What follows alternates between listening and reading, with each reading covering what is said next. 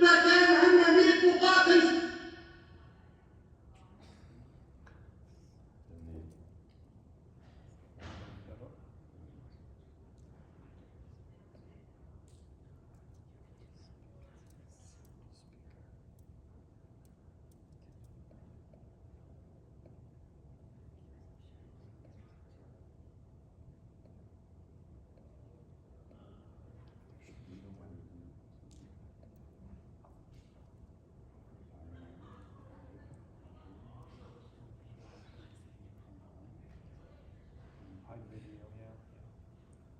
When you go to another screen.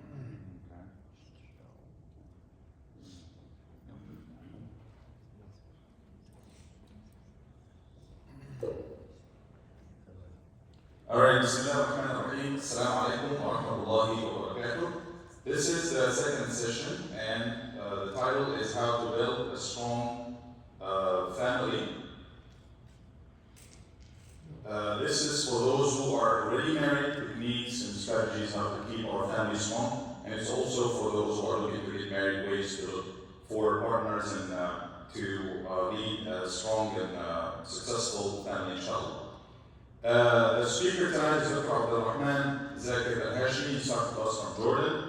Jazakallah khair for taking the time, Dr. Abdul Rahman. A little bit about Dr. Abdul Rahman. He was born in 1974. I'm going to go over the CV quickly. In 1982, he was born in Iraq. Father is Iraqi, mother Lebanese. 1982, they moved from Iraq to Kuwait. 1990, they left Kuwait to Saudi after the Iraqi invasion to Kuwait. 1991, they left Saudi to Jordan. 1992 to 1999, he was in Jordan. He got a diploma in philosophy and Islamic studies. He got a bachelor's in general psychology, bachelor's in medicine and general surgery, master's in psychology. He got served in so many places, and he came to the States for several years, and between 2012 and now, he is between Jordan and the United States. He also lived in Dubai and many other places as well. So, without any further ado, Dr. Abdul Rahman. Tafadhal. طيب بسم الله الرحمن الرحيم. الحمد لله رب العالمين والصلاة والسلام على محمد وعلى آله وصحبه أجمعين. السلام عليكم ورحمة الله وبركاته. To begin with, I apologize. I could have prepared some presentation, but actually I didn't have time. I had the time to do some presentation for the youth, which was just like 10 minutes ago we finished. But for you, I didn't have the presentation, so I apologize. I have some key points, to talk about. I know we might be talking about marriage first, and then people who are willing to get married. But from a chronological point of view or a systematic point of view, I like to begin talking about an individual first, and then an individual's need, and then a couple, and then marriage. So allow me to talk in this sequence. To begin with, from an Islamic perspective, we believe a human being has needs, and we divide these needs into physical needs and spiritual needs. Physical needs: air, water, food, temperature, excretion, and sleep. Spiritual needs: we need to feel safe, we need knowledge, we need freedom, we need empathy, we need to feel dignified, ego, or what they call ego, and we need family. And of course, after a while, we need to feel what they call in Arabic ta'alluq, that I need God, I need to talk to God. And something here might be weird for people and not usual. I didn't mention sex. here. Why do you think so? Because most people when they study psychology or they come across certain books talking about the human needs, usually they put sex as a physical need. What do you think? What do you think? Is it a real physical need, or is it a spiritual need, or what?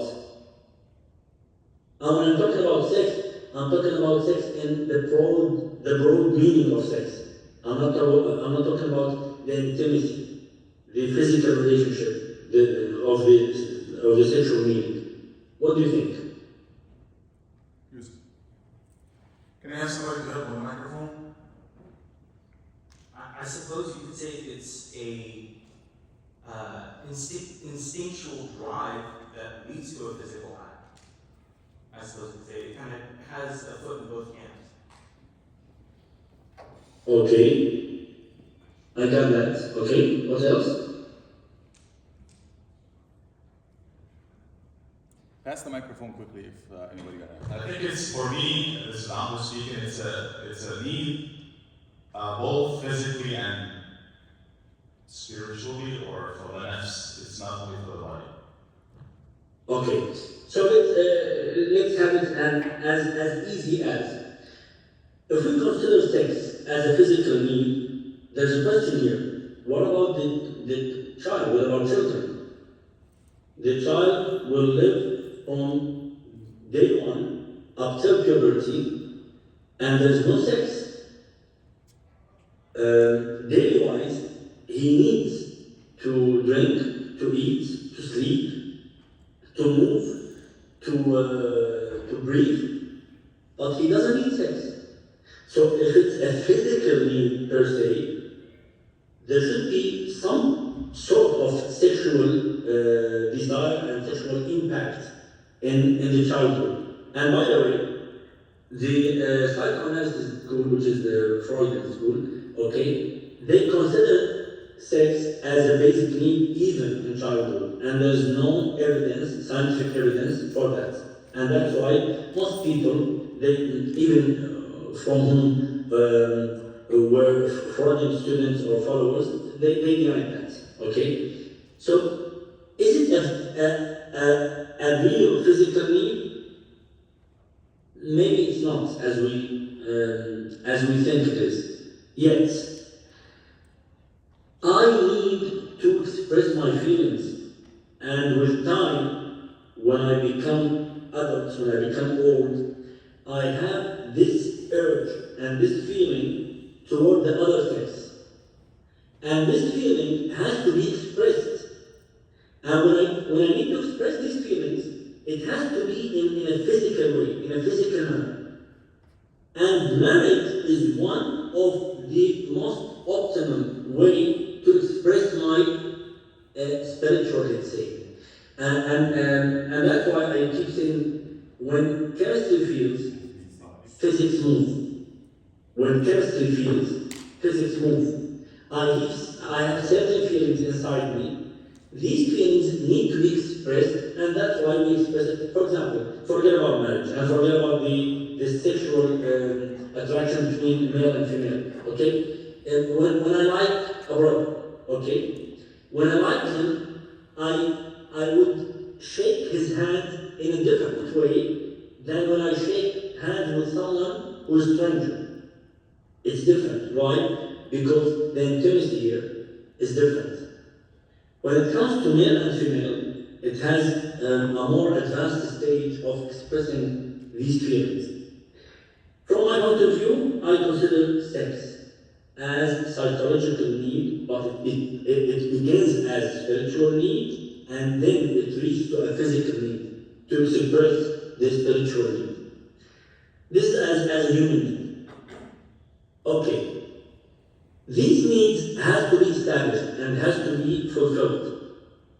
We have two ways, as we just mentioned when we were talking about God and truth and where do I get the answers from. Just like anything else in my life, I need a source. I need a manual. It's either from God or from human being.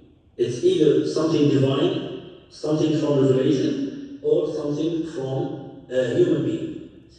Me, myself, as a Muslim, I believe that each and everything in my life has to be from Allah subhanahu wa ta'ala. The challenge here, and the question is, but does Allah subhanahu wa ta'ala talk to you about, or did He talk to you about everything in your life? Yes, but not in the way that people conceptualize. Like they thought that Allah subhanahu wa ta'ala talked about internet and TikTok and Instagram. No, but He talked about distractions. He talked about tools.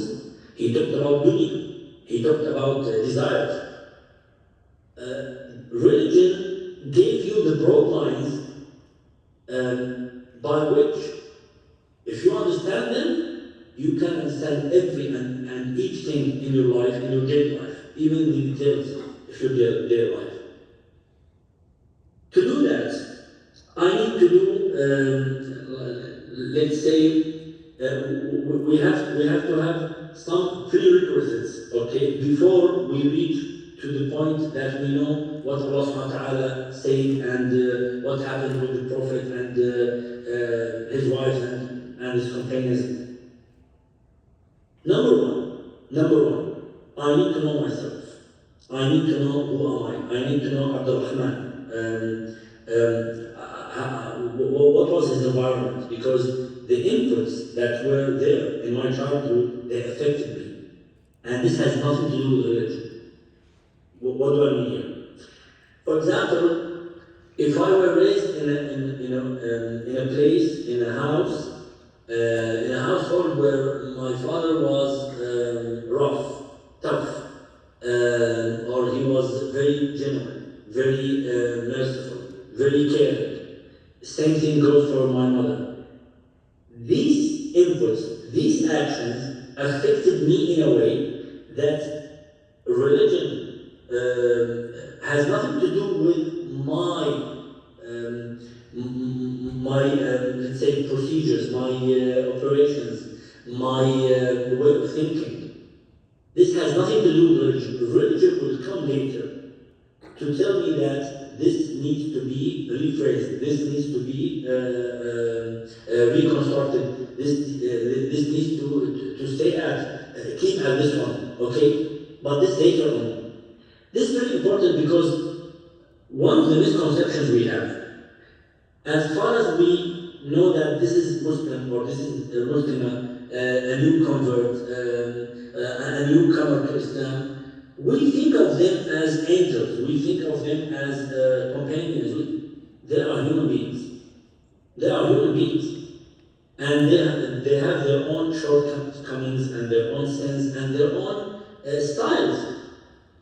And this again has nothing to do with religion. You might be a very good Muslim, a very religious person, piety and charity and praying, and yet at home you are someone who might be very angry, who might be very obsessed, who might be very delicate, who might be overreacting. This is very important. And here I'm talking about myself, and I'm talking about others. What do I mean? I need to know who am I first, so that if someone approaches me, I need someone, I'm talking here about, for example, if a brother was approaching a sister, okay? She needs to know who he is first, and she needs to know how to read him, and how to look at him as a human being before being a Muslim. Because being a human being is something, and being a Muslim is something else. And again, when I was in the States, one of them, by the way, I'm not sure about the divorce rate back then, nowadays, but back then I'm talking about 2012, it was 40% among the Muslim communities in the States. Do you have any idea about the divorce rate nowadays at your place? I just heard this that it's 45% in America in general. 45% in America. 45. So it's the same almost. So one of the most recurrent and frequent cases. I used to see in back then when I was in the States, it's like people are dreaming. They are not realistic. I know it's because of the media, because of the internet, because of the fake, sometimes way. Some scholars and some brothers would talk about Islam and would talk about the companionism in a way that make people think in a non-realistic way. Many of them would say, I didn't believe that he would be so and so. I didn't believe that she would do so and so. Why? She's a human being. Because if she's a Muslim, that doesn't mean she's an angel.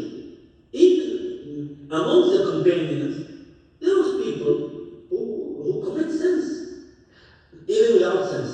Some companions, many of the companions, did divorce. So this is number one. I need to know who am I.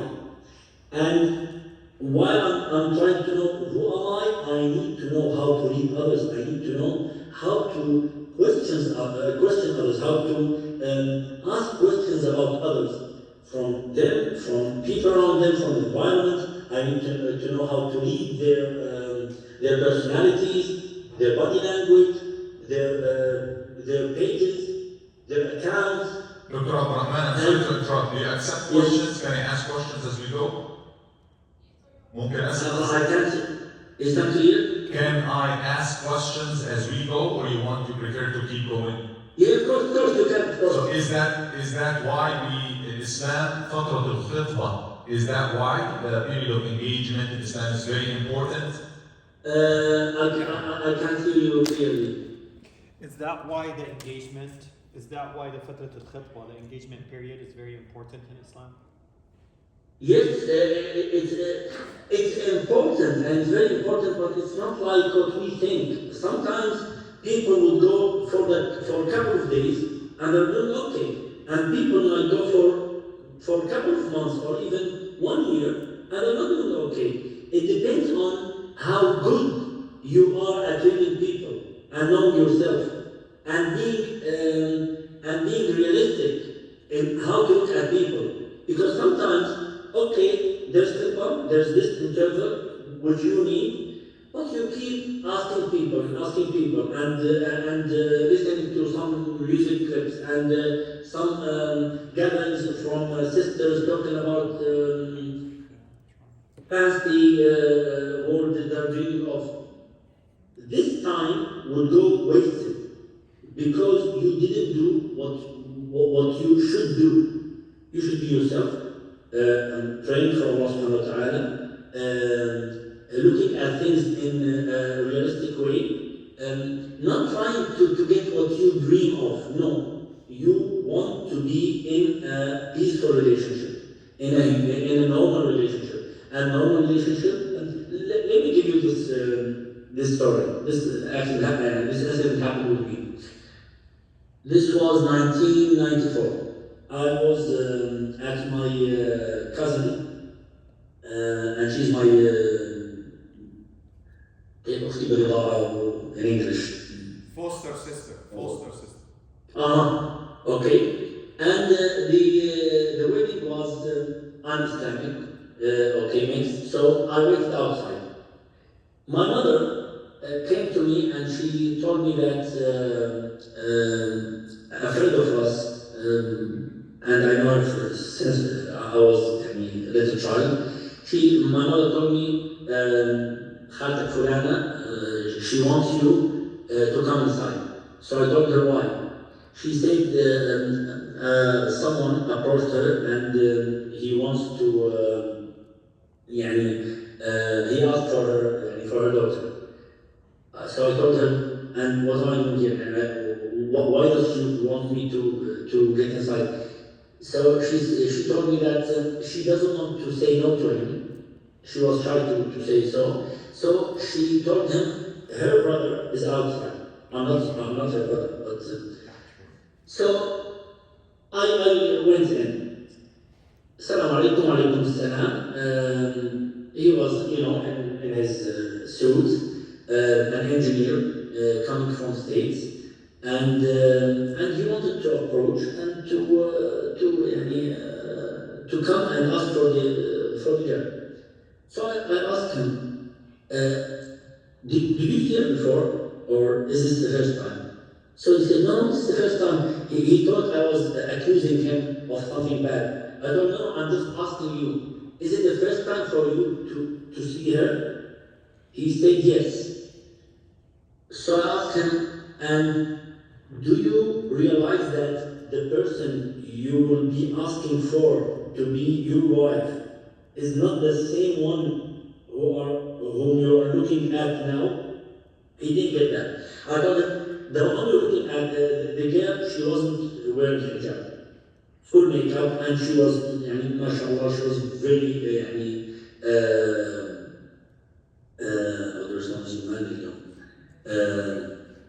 pretty, okay? So I told him, this one in front of you is not the same one whom you will be looking at every day. The very next morning of your wedding should be someone else. Do you realize that? So he started to, what do you mean? I told him, she will be a wife, she will be a mother, she will be using your stuff, she will be sleeping next to you. Maybe in the morning you will be smelling some odor from her mouth. So he started to walk back and he said, Salaam alaikum, thank you. The mother told me, her mother told me, Abdurrahman, I didn't ask you to do so bad. I just asked you just to let him go peacefully. Not like that. I told her, believe me, if he would just be patient enough, and if I would look at him and see someone who knows what marriage is, I would tell you, have him as someone who's approaching, okay? Give him a chance. But people nowadays, and I'm talking about 1994, so we're talking about 30 years now. People nowadays, they don't know what life is, and marriage is some sort of or some sample of life. It's a total life. When you look at someone and you have this gush of feelings, of passion, of so-called romance or love, this is not a real life. This is just a passing, just a gush of hormone that will end. It will visit you every now and then, but this is not true love. This is not like talking about true love. I had a patient at the clinic, and she had depression. And when she was talking about her feelings, she said, "I wish I have someone that who loves me." So I asked her, "How do you define love?" And as I expected, the definition of love is romantic, not real. And by the way, if you know where does romantic or romance come from, you know that romance means fake. In the origin, romance means something that's not real. Not real. Just like when we're talking about legends, for example, even legends, sometimes legends are real. But when you're talking about romance, it's not real. So I told her, how do you define love? She mentioned the candles and the teddy bears and the restaurants and the way he opens the door for me. I told her, you're dreaming. This is not love. So I asked her about her father and mother. Are they alive? She said yes. How old? 60s, 70s. Okay. So I asked her, do they stay sometimes at home, just looking at some silly things at TV, while your father just finished lunch and asking your mother to bring him a cup of tea, for example, while he's wearing like a boxer or a sherwal or, like household clothes. And she started laughing. She said, as if you're sitting with us at home. I told her, this is love. This is love. And they've been married for 40 years. This is some kind of love you don't know nothing about. Because of media, because of movies, because of novels, because of so many things that has nothing to do with reality. So, back to the first thing I was talking about, you need to know who you are, and you need to know how to lead others as human beings before being good Muslim or not good Muslim, weak or strong or so on and so forth. Number two, you need to know that marriage, as I just said, is a sample of life. And life has so many bites, realities. It's not heaven on earth. It's not heaven on earth.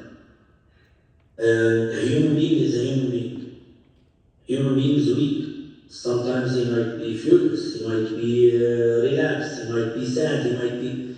You have to accept this. You, human being, and the other is a human being. Yet, there's differences. Male is male, female is a female. Dr. Abdurrahman, I'm sorry to interrupt again. I'm the bad guy here. Yes.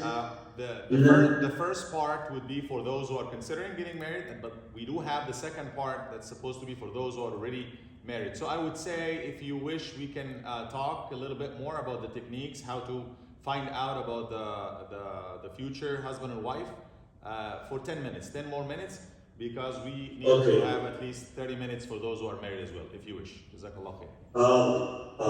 Inshallah.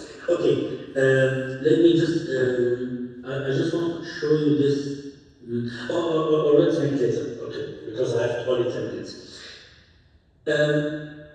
One of my advice is for people who are willing to get married. Number one, revisit your intention. Why are you doing this? And please don't tell me that this is life. No. You are doing this because of what? Because part of being a good Muslim, I want to be on the side of Allah subhanahu wa ta'ala. In such a crazy world, in such a misled, destroyed world where fitra is broken, okay, distorted, I want to tell Allah subhanahu wa ta'ala that I'm on your side. I'm a normal human being. I want a good life. I want a good family. I want to build a family that will be a good Muslim family. This is a very important intention. Number two, you have to have, whether you're male or female, you have to have your own. And by the way, what I'm saying now applies to what will be directed to the couples already married. Each one of you has to have his own daily schedule from now. If you are fulfilled and sort of independent, this will be very helpful when you are approaching someone, or even when you're married. Why? Because I don't want you to be empty, broken, waiting for someone to lie on or to lay on. No, I want you to feel satisfied, independent. I have my day, I have my readings, I have my schedule, I have my, let's say, entertaining, I have my exercise, I have my talab al-ilm, I have my prayer, I have my qiyam, I have my witr, I have my... This is whether you are married or you are not. Now, when you're married, something new came to this schedule. You are now a married husband, a Muslim husband, a Muslim wife. You're still Muslim, and you still have to have so many things in your life. What happens in our society, when someone is approaching marriage, all of a sudden everything is changed. He stops reading, he stops halaqat al-ilm or majalis or talab al-ilm, or she stops attending some course or tajweed or halaqa. Why? Because I'm getting married. So what? So what? After a while, you will be in jail, okay? Because you did that to yourself, not your husband. You did that to yourself, not your wife. So from now, have your own schedule and try to fix that schedule to become a habit. So when you have your partner, your life partner, okay, he will be accompanying you, okay, but you will not forget about everything just because of him or because of her. This is number 2. Number 3. When you ask anyone about marriage, please ask someone who is realistic and at the same time honest enough. Sometimes, especially with the sister, they keep asking people who are like sad, depressed, career, okay? These people, unless they are very religious, very pious, very honest, otherwise people wouldn't be happy to give you a free advice of what really happened to them. No, they will just tell you, marriage, be independent. Don't let yourself into a broken heart story, okay? Don't be victimized. Okay? Be afraid of these people. Get away from these people. Ask someone who can really tell you about real life, who knows about marriage, and of course, if you can see someone whom you know about his life that he's satisfied with, he's content with, it's better than to ask someone who knows nothing about marriage, or even if he or she is married, but they're not happy. I'm not sure what's happening in your community, but I used to see this back then when I was in the States. Now I'm seeing this now. People are consulting wrong people. Number 4, when you are approaching someone, forget about what's happening in social media. Social media is fake until proven otherwise.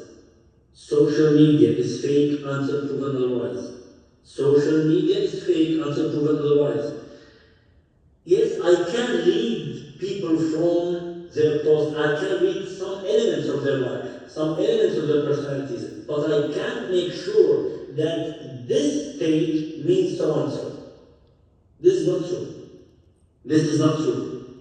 So don't rely on social media. Don't rely on posts. Don't rely on dua, nasheed, some posts from Sheikh X and Da'iya Y. Unfortunately, it almost means nothing.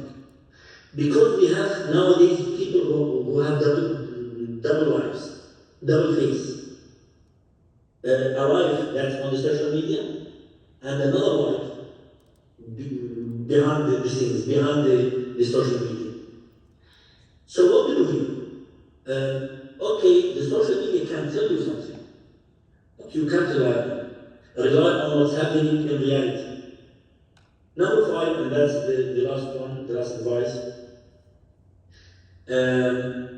You have to make sure that what you have in mind, if it's what Allah subhanahu wa ta'ala says, don't care for others, don't care for what people say, even what your family say. If it's what Allah says, I'm talking about wedding parties, I'm talking about rings, I'm talking about details that has nothing to do with Islam, but we make things difficult for people. I have so many, I can't even count cases that come to me complaining of families who make things difficult for someone who approaches to get married. Why? Because we want to make sure that my daughter is getting the right man. I want to make sure that she's safe. This is, of course, you need to do so, but at the end of the day, a man whom you believe that will be the husband of your daughter, someone who will be the first one to be alone with her in one room, in one house, okay? This one can make things that's very dirty, very dangerous if he sees himself as someone who's not trusted. And I have so many cases who would tell this to the family. Because you made it difficult for me, I'll make it difficult for her. I know it's not easy, because at the end of the day you would say, but I don't know him. Okay? Take a long time, okay, and make him come to your house, sitting at your place, ask about him, ask very honest questions, ask very frank questions. Don't take answers from people who just, some people are not honest enough because they don't want their friends to be mad at them. Because, for example, if you ask me about someone in the community, and I know that, for example, he's dealing with riba, I'll tell you, he's dealing with riba, okay? Or he hugs female colleagues, or she doesn't care about, for example, full makeup at her workplace, okay? I'll tell you this because this is a man. I should be honest here. Some people, I wouldn't say what I know because this is. I don't want to be. I don't want to obstacle the marriage. I don't want to break the relation to be. This is not standard. So for me, take as long as you can. But ask good questions, frank questions, be smart enough. And at the end of the day, before that and after that, it's all written. Allah subhanahu wa ta'ala, if He wishes this marriage to be, it will be. Whether you like it or not. If He doesn't wish it to be, it will not be, whether you like it or not. Dr. Abdurrahman, Jazakallah khair. If you don't mind, can we move on to the next section? And we have 20 minutes. We have only 20 minutes, so we can allow at least 5-10 minutes for questions and answers. Jazakallah khair. Inshallah. Okay. For people who are married, let's have this in mind. Me as a husband, my goal is to please Allah. The same thing I'm saying about me applies to the wife. So my role in life, my position, my job description, let's say, is to please Allah. And the way to please Allah is not only one way, too many ways. One of the most important is being a husband. Here I come to one important thing I keep telling people. And men, so many times, they hate this. You know that the well-known verse, الرجال قوامون على النساء. Allah subhanahu wa ta'ala mentioned that men are in responsibility, okay? They are in more power, okay? They are the managers of the household. الرجال قوامون على النساء. So, whenever I see a sister complaining of something and the man is misusing this verse, I keep telling her, whenever he mentions this verse, mention this hadith, خيركم لأهله, the best of you, who is the best for his family, for his wife and his family. This is my role as a husband. Allah subhanahu wa ta'ala, if He asks the wife, how's your husband? And she says, he's not good. He's, for example, most of the time he's mad. Most of the time he's not good for example, for me, for my family, for my father, mother, even while treating his children, okay? And when Allah subhanahu wa ta'ala asks your friends about you and they say he's very good, hilarious, funny, Allah subhanahu wa ta'ala will take your wife's response, not your friends. Same thing or even worse for the wife. If Allah subhanahu wa ta'ala asks your husband about you and he's not happy with you, and by the way, I'm talking here about people who are honest. If he's not happy, honest with you, this is very dangerous. You are not doing your job. So number one, my job is to please Allah in everything I do, and one of the most important things here is being a husband. The same thing, being a wife. While doing this, we should be focusing on ourselves, not on the other one. What happens usually, I'm doing what I need to do, what Allah subhanahu wa ta'ala ordered me to do. Okay, while I'm doing this, I'm looking at her. Did she do that or not? If she doesn't, I won't do this. This is wrong. You are doing this because Allah subhanahu wa ta'ala asked you to do this. This is number one. Number two, we have something called catharsis. Catharsis, which is letting go of everything. Whenever you have something, like you have, let's say, heavy chest, okay? You have pain, you have something inside you, you need to let go. Between husbands and wives, this is vital, this is very important. I keep telling people, alhamdulillah, this is grace, and Allah subhanahu wa ta'ala is talking us with, and I keep praying that Allah subhanahu wa ta'ala will keep bestowing us with this grace, which is, I've been married since 2002. Okay, 2002, 22 years by now.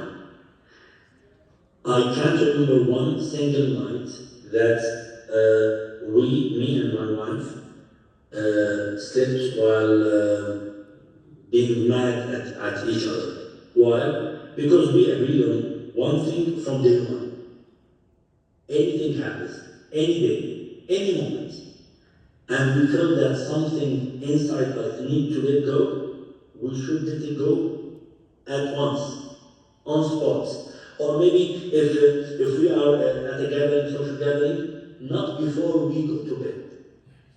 Because things keep, just like the snowball or even the fireball, let's say, okay? This is very, very important. Now, how to do this, because certain techniques, what to say, how to choose the exact words that make things easier, not to make it even difficult. This is very important.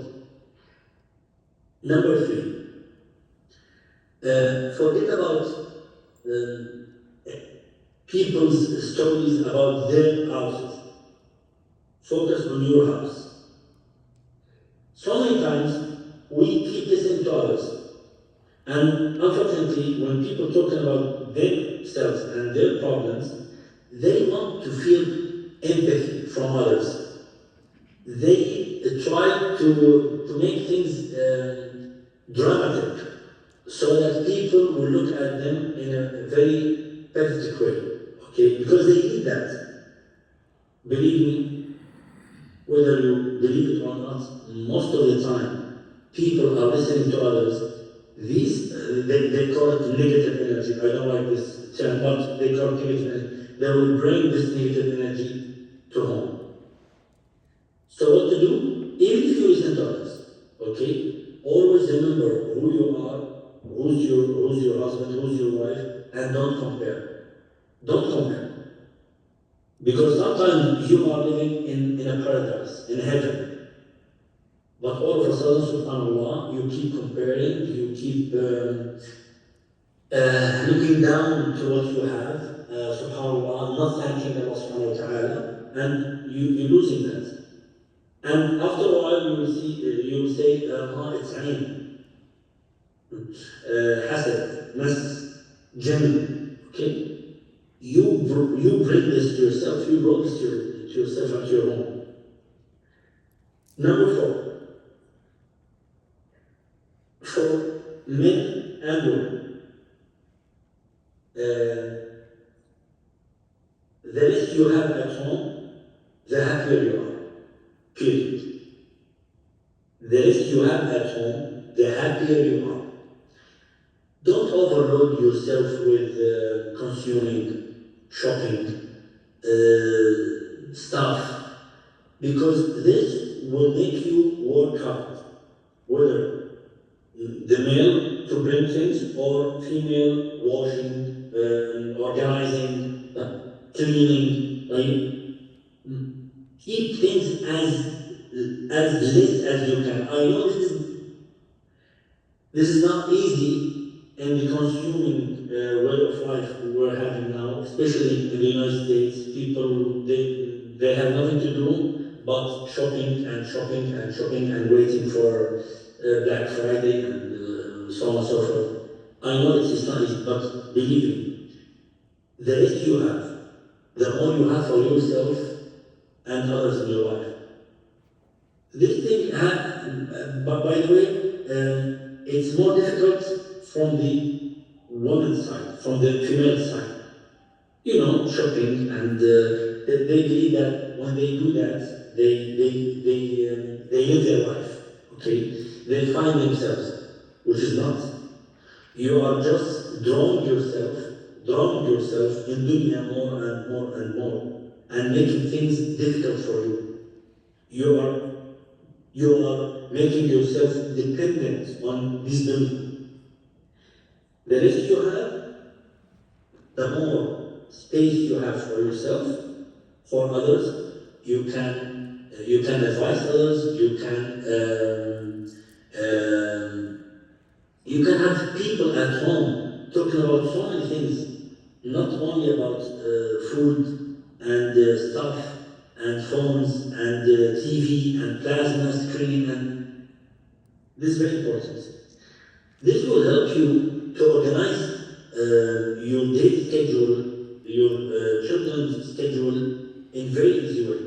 I have people who might reach divorce just because of what happens at morning when they are trying to wake their children to the school.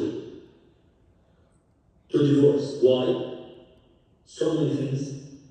Chaotic life, overwhelmed self. She's not happy, he's not happy, he wants to go to work and he wants his coffee, and she wants her espresso, and at the same time, so many things. Children are not supportive enough here, okay, up till divorce. I have these cases in the clinic. Number 5. Whether you believe it or not, once or twice a week, with the family, it's a magic. When you say no to people, I have something to do, and you consider that I need to pray with my wife, one rak'ah, and we will make dua for ourselves, for our sons, for our brothers worldwide, in Palestine, in Syria, in Egypt, and okay? This makes difference. Just like magic. Because you are gathering on something other than dunya, you're being very truthful to yourself. I have this incident, story. A brother came to me and told me that your advice about praying together made a very big difference in our life. I told him how. He said, my wife, she memorized the whole Quran. On the other hand, me myself, I barely can read Quran good enough without mistakes. When I started to pray as Imam, I started to make mistakes. After we prayed, I started to ask her. I became humble because I want to read Quran correctly. So I started to ask her about how to read Quran. she started to teach me. Before that, I would never allow her to correct anything to me. I would never let her to see me doing something wrong because arrogance, out of arrogance. He said, just because of that, so many things change in our relation. When we are at a gathering or shopping or we want to do some decoration at home, we used to get into fights. Now we see things as not worth it. These are 5 advices for people from my experience with people in their marital life and problems. I think they are vital, they are important. And I've seen this in my life, in my personal life and in others' lives. This is what I have, brother, unless you have certain questions or people maybe have some questions. Dr. Abdurrahman, if you don't mind, can you go over the 5 advices for those who are getting or trying to get married, and also the other 5 advices for those who are married before we open the floor for Q&A? Okay, back then, because I didn't see you. Can we go over the advices for the people that are not married, they're looking forward to marriage? Go over them again and summarize them. And the same thing for the married people. Same one for the married. And the same thing Okay. for the married. Nobody took any notes or wrote any notes? Just Because I didn't write them. okay, just a conclusion, quick summary. The techniques that you went over, just mention them Okay. one by one in Okay. 1 minute. Okay, okay. Like, number 1, know yourself, how to know yourself. I have something called the self-reading booklet, okay? I might send it to brothers, but it's in Arabic. We need someone to translate it. You can just sit to yourself, ask yourself about what you have. You need to know who you are exactly, what made you what you are now. You need to revisit your history, your family, your father, your mother. What do you think about marriage in general? This is something that you need to know about yourself. And at the same time, you need to know about others. You need to know how to read others. You need to know what questions you ask others to know really who they are. So Number 2. Yes, can we make it more summarized as well, like for the points? So just summarize it even more, yeah, just to go over it really quick. Okay, just know yourself and how to lead others. You have to have your own schedule. Take a schedule from now to be independent. 3, I rest now between the.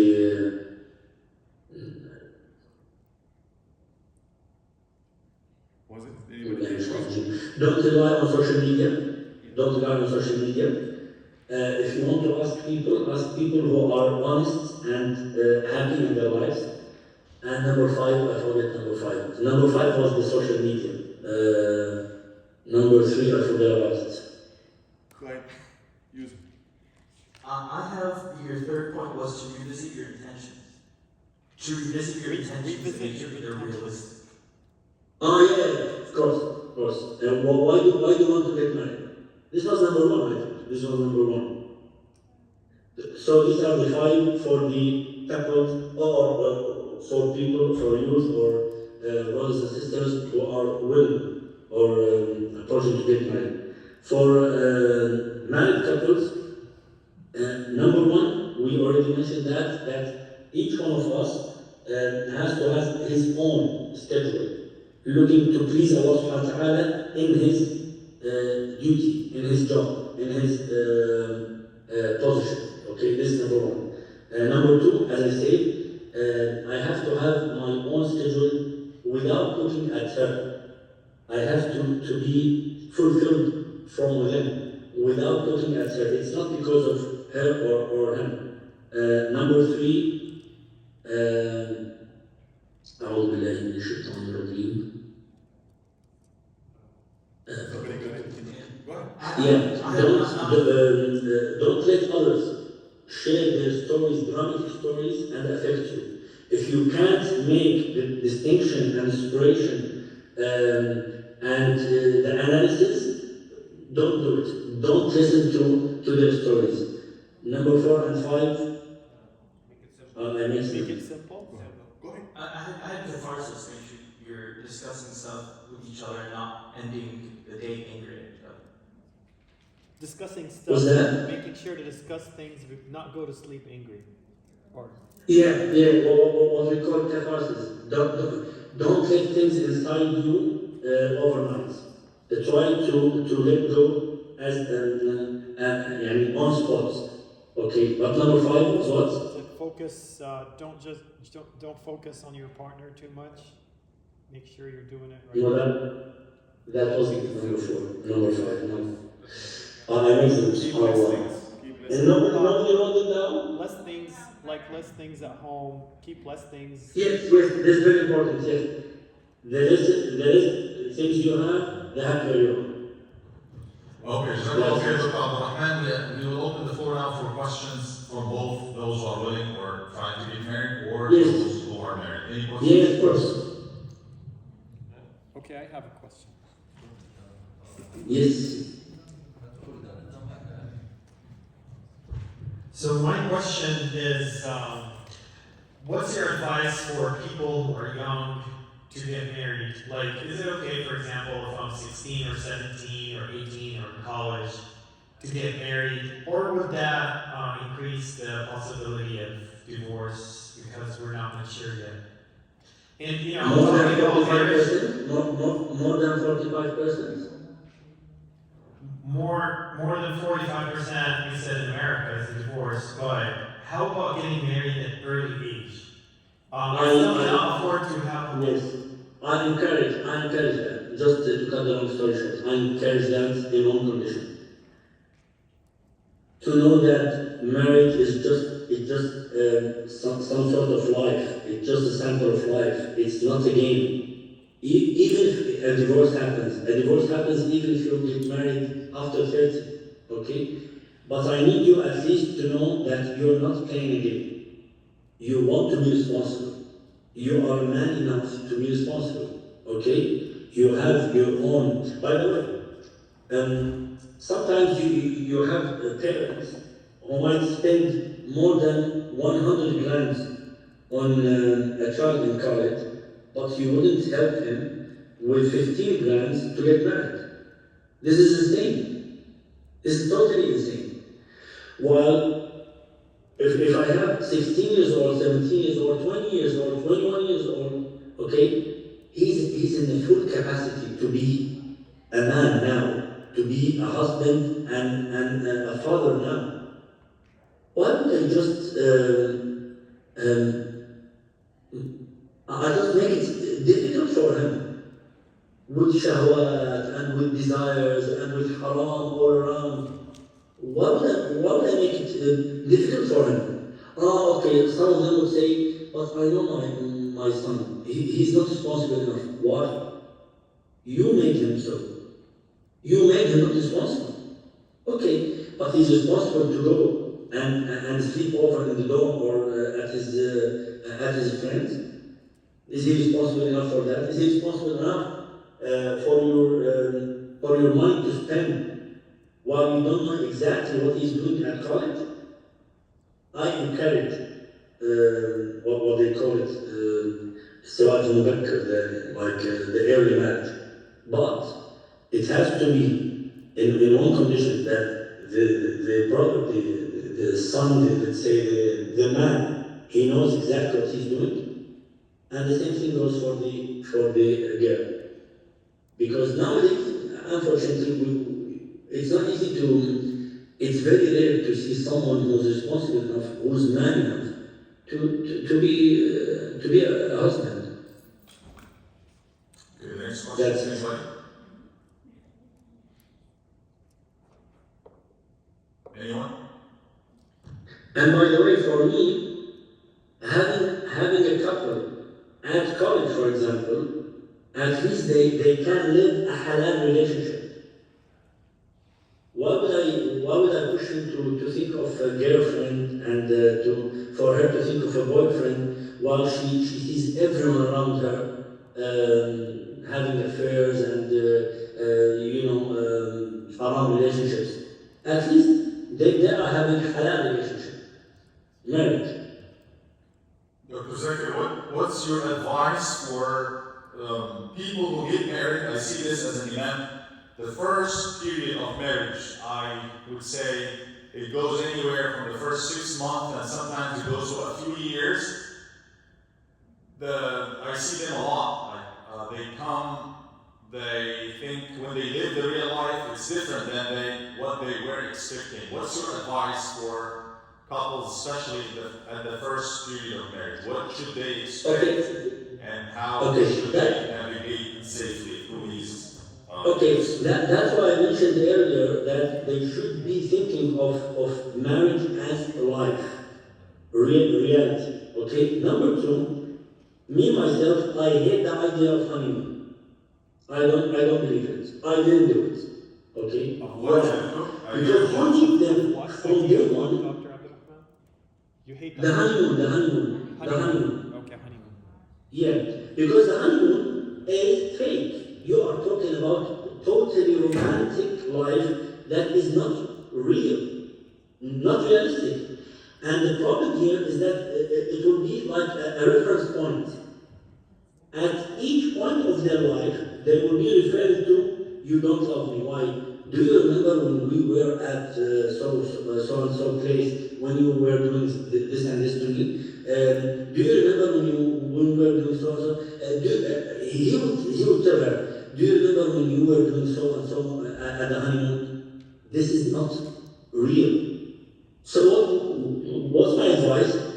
From day one, and I'll just give you an example. It happened here at my, by the way, I'm at the center now. I have a brother, one of my students, his name is Hussam.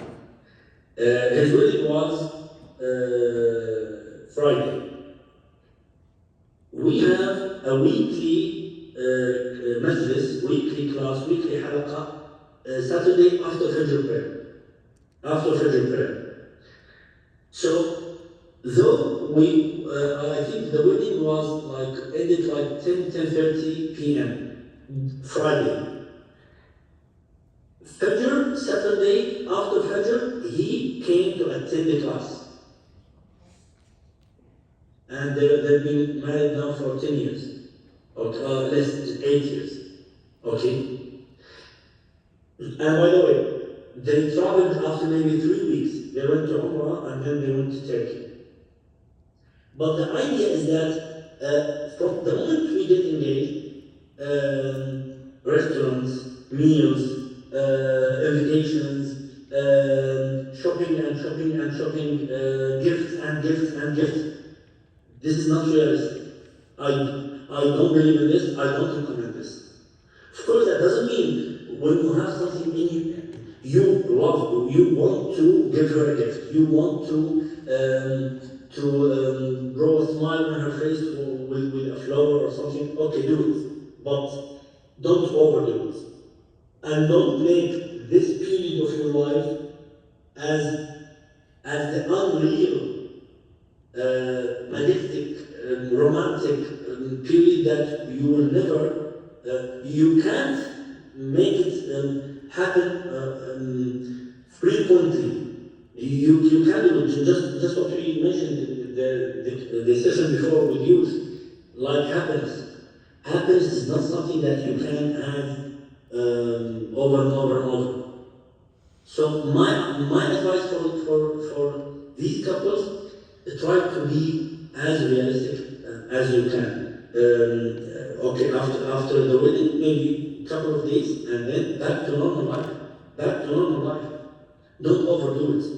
And please, for the sisters, please get rid of the Barbie model or the Barbie dream.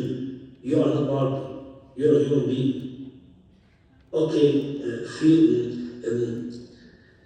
joyful.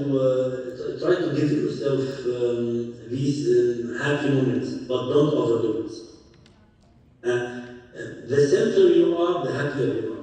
Jazakallah khair. Next question, Sam. Ask him if he recommends pre-marriage counseling before marriage. Do you recommend pre-marriage counseling before people getting married to have pre-marriage counseling with a counselor? Of course, but not necessarily to be the professional. Sometimes we have people around us who can do it. Sometimes our parents, sometimes our friends. Not necessarily to be a professionally qualified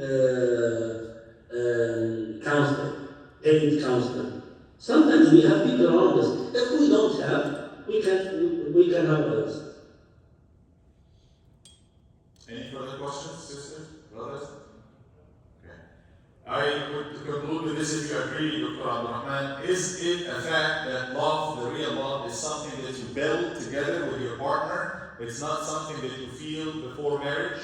Is it something that's like a tree? I'm saying that both of them have to have the seed, first of all, by picking each other, and then put it in the right ground, soil, and then keep adding more, taking care of it, weed out the stuff, the bad stuff, and then it will grow and grow in such a way that you will realize what you used to think of as love a long time ago, during the engagement or before you get to know that person and live with that person and share memories and make life with that person was actually something fake.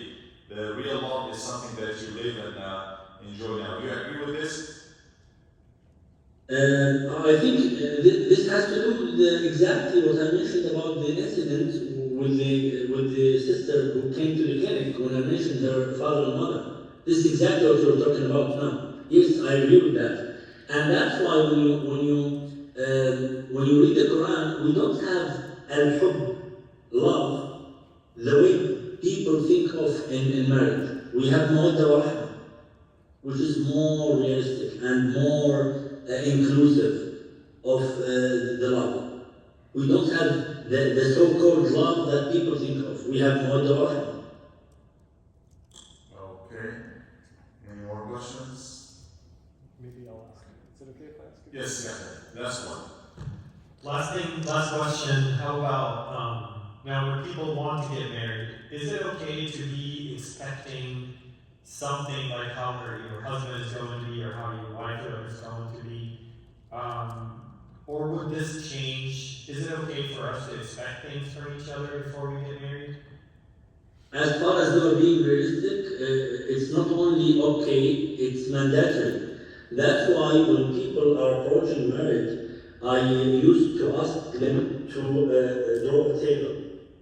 How do I see myself? How do I see myself as a wife or as a husband?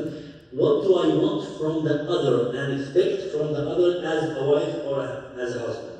This is something I ask people to do before getting married. As far as they being realistic. Okay, Jazakallah khair, Dr. Abdurrahman. By this, we come to the end of this program. Thank you for taking the time. What time is it there? Is it 10 or 11 p.m.? No, it's 9. It's 9. Okay, thank you very much. May Allah bless you. Jazakallah khair. Thank you very much. And inshallah, we have more of these workshops in the future. Barakallahu feekum. Inshallah. Thank you. Inshallah. سبحانك اللهم وبحمدك أشهد أن لا إله إلا أنت أستغفرك وأتوب إليك. السلام عليكم ورحمة الله وبركاته. وعليكم السلام.